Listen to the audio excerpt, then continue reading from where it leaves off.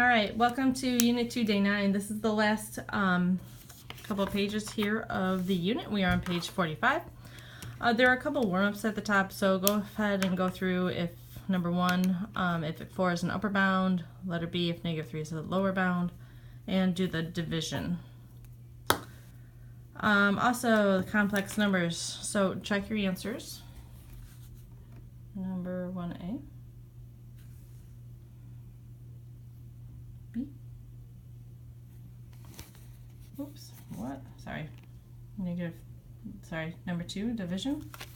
Okay, getting into complex numbers again. So yesterday you saw when we were doing some of the stuff, we were getting i's back into this. So we're going to have the number of solutions that matches the degree, but sometimes they're going to be real, sometimes they're going to be imaginary. We're going to talk more about factoring and doing that stuff today.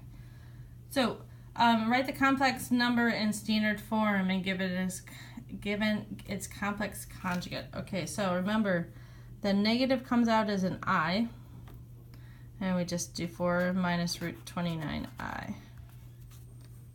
Remember the conjugate is just changing the middle sign from it in subtraction to addition, but leaving the I, or vice versa.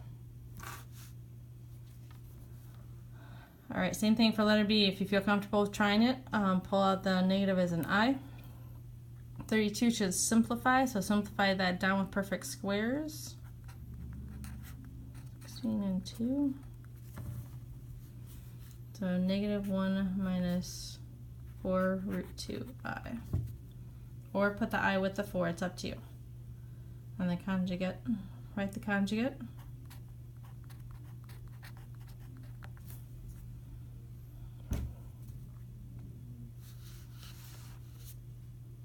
Same thing, even if you have a fraction, take the negative out as an I, square root top and square root bottom.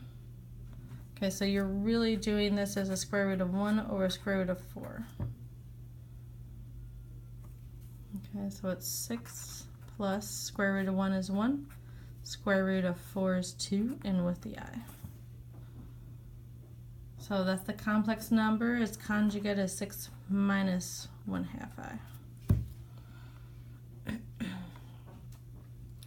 Alright, so today we're going to be factoring a little bit more. We're going to factor over the reals. We're going to factor completely. Alright, so some of the stuff. So when you have, we're going to have square roots in the factors. We're going to have i's in the factors. So you need to be very careful on these. So it follows some of the patterns. So yesterday we did one where it's a perfect square plus a number. Back here on page 42. Did some factoring here when it was x squared plus 4 and I factored in x minus 2i and x plus 2i.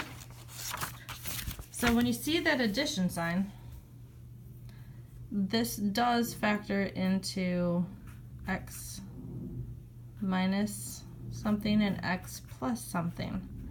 But you need to know what it is. So to get that, if you don't remember the pattern, that's okay. So when you have x squared plus 1, you set it equal to 0.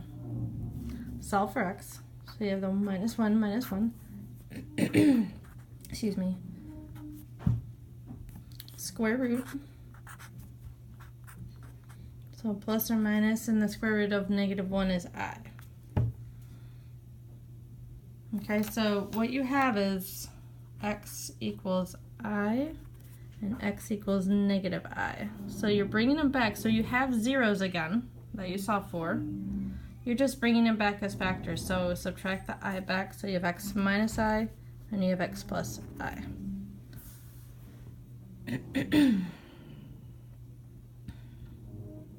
Okay, so down here in general, when you do this, when you have a plus sign in between, it's x and x again. 1 plus and 1 minus, or 1 minus and 1 plus. And you do the root of a with I and the root of a with an I. Sorry. So that's general form. Sorry, I did minus, plus, and plus, minus. It doesn't matter which one's minus and which one is plus. Alright, something like number 2. X squared minus 2. This again, it's a same thing, x and x. plus and minus or minus and plus. But root 2 is not a perfect square, so if we were doing x squared minus 4, we'd have x minus 2 and x plus 2. Okay, so if you're not seeing the number, so set it equal to 0. Move the 2 over, so x add 2 equals 2. Plus or minus the root of 2. I'm not going to get the decimal on that. I have the radical form, which is fine. So it's the same thing as dealing with I. Once you have the radical, you have x equals root 2 and x equals negative root 2. So just move them back over, subtract it over, so you have root 2 and root 2. It's perfectly fine to leave them like that. That's how I'm going to suggest. So in general case, we have the addition 1. So addition in the middle, and we're asking you to factor it, you're going to have i's. When you have subtraction, you might actually have roots in it, and that's okay. So you have x and x. Again, plus and minus, so same form, but it's just the root of a and the root of a. And again, if it's easier to go solve it and then work backwards, you can do that too. It comes out the same way either time. All right, so flip over to page 46. Excuse me.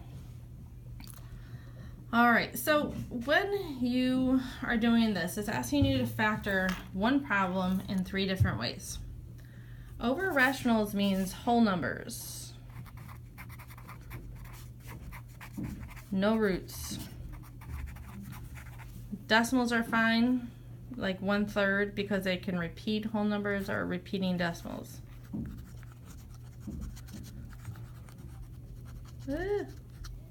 No roots, no I.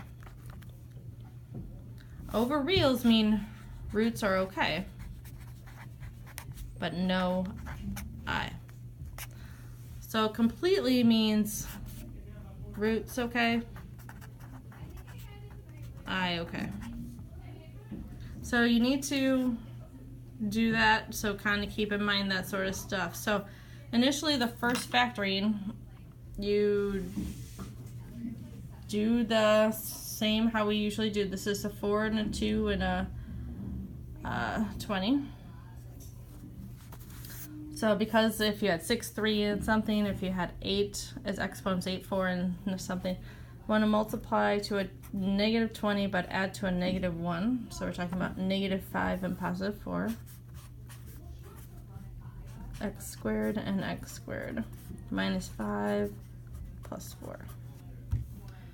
Okay, so that first level, I'm not going to have any roots. When you start seeing this, this is going to give me a root because of the 5 when I go to factor it. When I do this, 4 is a nicer number, but because I have a plus sign in between it, this is going to give me an I. So the second level down, which says factor over the reals, it's okay to do the root part. So I'm going to take this root part, I'm going to factor this one. Okay, x and x, minus root 5 plus root 5. But because on the second level I said no I have to leave this like it is. So I have x squared plus 4.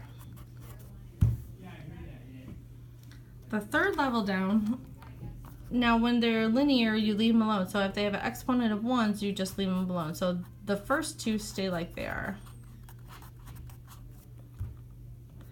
This is where I factor x squared plus 4 to x minus 2i and x plus 2i. Okay, so that's what it means to factor over rationals. Got some whole numbers or repeating decimals. Reals with roots involved, no I. Bottom layer means everything's fair game. So go ahead and start factoring example 4. If you want to pause it, go ahead and pause. So on this one, I'd multiply a negative 2 and a positive 1. So I have x squared minus 2 and x squared plus 1. This one is going to give me I. This one is going to give me roots.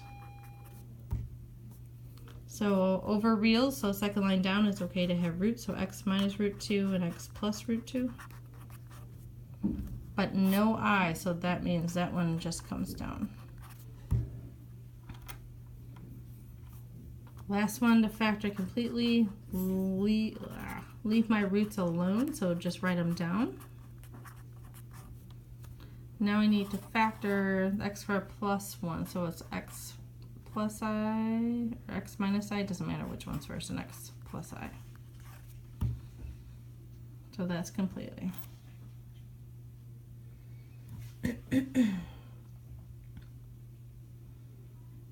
All right, the last thing, example 5, use a given 0 to find all the zeros of the function. So remember, when your 0 has an I in it, automatically means imaginaries have to occur in pairs, so you have negative 3i. So you have 1, 2 i's, and this is degree 3. So I have 2 of my zeros, but there's 1 0 left. So I am actually going to do synthetic division with i's. Okay, so I am going to do it with 3i. I'm going to leave just a little bit extra space, but I'm going to do the same thing I did before. 1 times 3i is 3i. These are not like terms, so you have to write them down separately. Okay, and then you multiply both of these by the 3i on the outside. So 1 times 3i is 3i. 3i times 3i is plus 9i squared. Remember, I squared is a negative 1.